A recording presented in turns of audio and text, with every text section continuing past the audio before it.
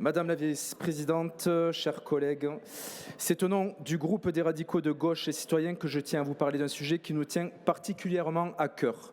Notre groupe au sein de ce conseil régional ne s'appelle pas ainsi par hasard.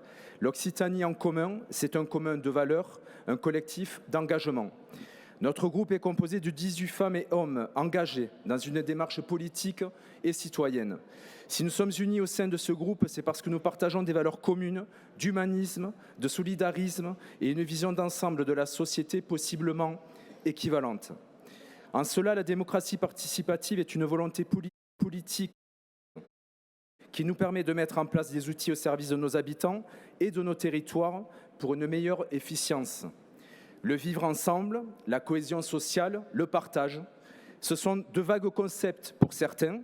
Pour nous, ce sont des valeurs salvatrices et fondatrices.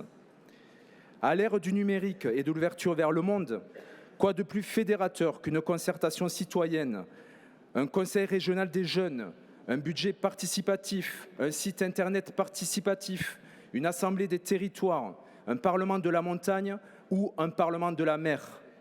Nous avons le souci et le devoir de donner la parole à quiconque la désire.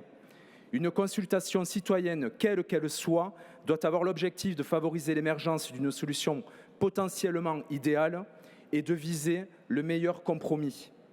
Mais même la démocratie participative peut présenter quelques limites et quelques failles si nous-mêmes n'ajustons pas les cadres de consultation avec finesse. Elle peut parfois être le fait d'une minorité organisée, formée et apte à prendre la parole. Elle peut donc se focaliser sur la défense d'intérêts corporatifs et maintenir ou renforcer ces inégalités. Toutefois, de nombreux exemples démontrent que les citoyens peuvent contribuer à des réflexions importantes et poussées à tous les échelons du schéma, de la programmation à la conception.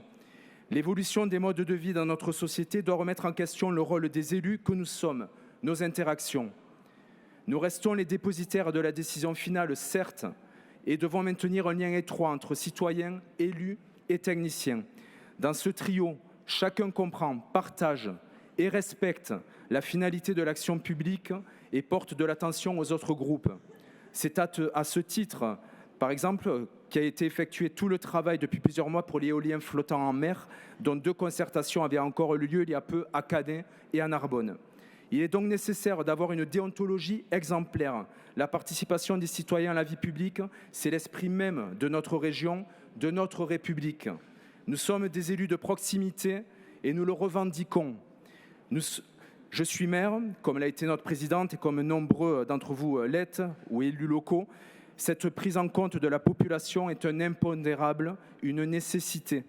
Nous ne faisons pas de la politique contre quelqu'un ou des partis, mais pour le bien commun, pour le vivre ensemble, pour les générations futures.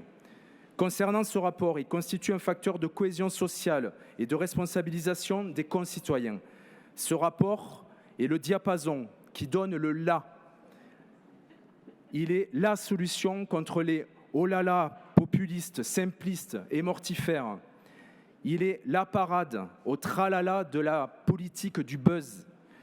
C'est un autre constat. La propagande version petit papier a laissé place à l'indigestion d'une bouillie numérique déversée par des réseaux sociaux encore trop jeunes pour s'autoréguler, devenant même le cheval de Troie de quelques dictatures pour déstabiliser nos démocraties.